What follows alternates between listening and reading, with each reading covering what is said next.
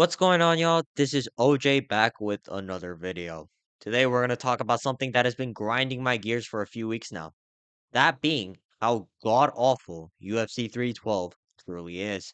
I'm going to break down the full card, give my reasons as to why this card is absolute dog shit, why you should never pay $80 for this heap of dog shit. Let's not waste any more time and jump right into the video. Right off the bat, we have Dricus Du Plessis fighting Sean Strickland. Now, I will admit, I thought Sean Strickland won rounds 2 and 5 in their first fight back at UFC 297, which is why I wanted to see Sean Strickland fight in a rematch with Dricus Du Plessis in the first place. But now that a whole year has passed since that event, my opinions have changed. Not my opinion regarding their first encounter, but the fact that I just don't give a shit about this fight anymore. And listen, I was a long time doubter of the Hamza Chimaev hype train, but after what he did for Robert Whitaker at UFC 308, I want to see him fight again because holy shit, this guy is living up to all of the hype the Dagestani and Chechnyan fans are giving him right now. When fight week comes, I'll still be excited for it, but knowing that Hamza Chimaev is still out there, it just does not hit the same level of hype as before, considering Hamza Chimaev will probably be the favorite against either one of these two if they fight in the near future. And as for the co-main event, I don't mind it, but I don't like the fact that Tatiana Suarez is being given such a high spot on the card, considering how she's pulled out of 4 out of her last 6 fights. But regardless, I do think this is one of the few high-profile WMMA fights that actually piques the interest of the general fan base, because for once we're getting a high-level MMA fight where the women aren't flashing their tits and ass to gain attraction, and they're actually fighting as mixed martial artists. But my problem with this card is the rest of the main card because what the fuck is this sorry ass lineup?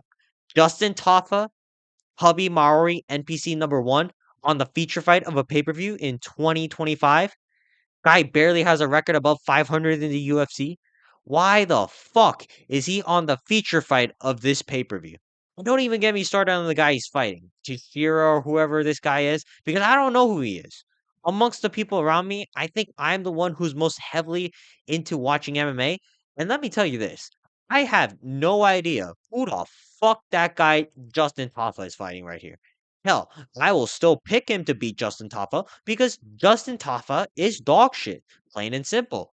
Tafa was knocking people out left and right back in 2022, but since then, he's been wrestle fucked every single fight, and he does not bother to improve that part of his game. The second fight on this card is also sorry. Why is Jimmy Crute on the pay per view main card in 2025? Like, I'm sorry, no fighter who loses to Anthony Smith at any point in their career deserves to be on the main card of a pay per view in 2025 other than Volkan Oezdemir. Jimmy Crute is going to get folded up like a lawn chair once more by Rodolfo Vieira in the first round or two. It's going to be a crazy KO, but it does not have to be on the main card. Plain and simple. It could have been on the prelim and it would have been just as hype.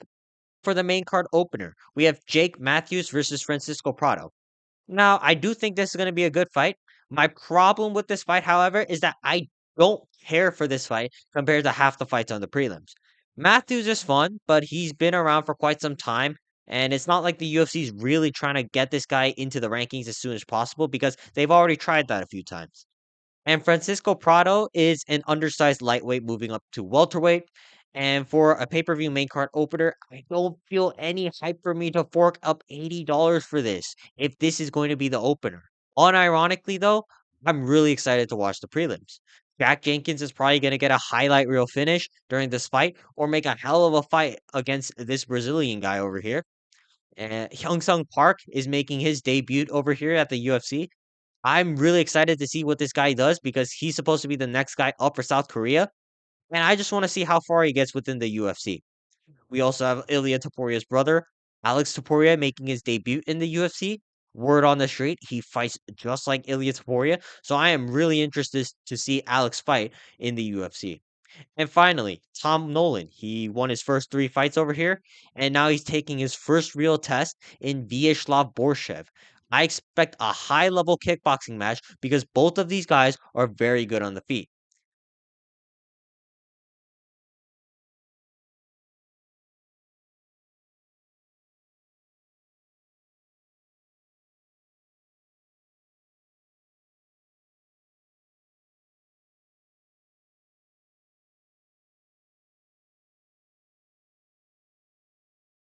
I remember right before the new year, the UFC was massively promoting this card, having guys like Alexander Volkanovski taking pictures in front of the arena this event was going to take place in, and a bunch of other shit. But what came out of all that promotion work is this sorry ass Apex event that the UFC expects people to pay $80 for.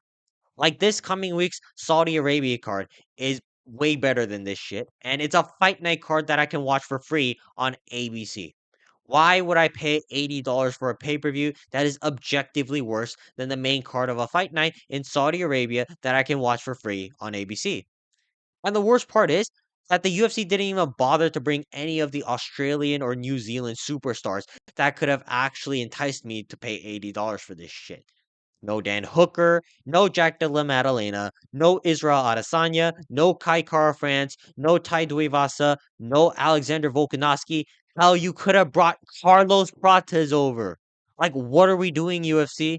We made an Aussie themed pay per view hosted in Australia, but the main event is between a South African and an American. And let's be honest, most people don't even give a fuck about this fight. So why is the UFC doing this all of a sudden? They didn't cash out when Sean Strickland's hype was at its peak during the middle of 2024. But now that Strickland's hype is gone, the UFC is somehow enticed to make this matchup. Like, this is retarded. And I don't understand why the UFC is even bothering to host cards in Australia just to take a load of shit in front of the Aussie fans while having them pay $600 for nosebleed seats.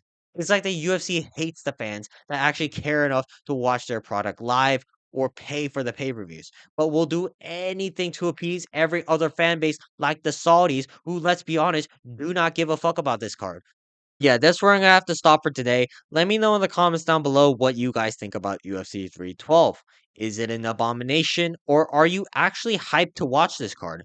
Don't forget to like and subscribe, and I will see you guys next time. Peace.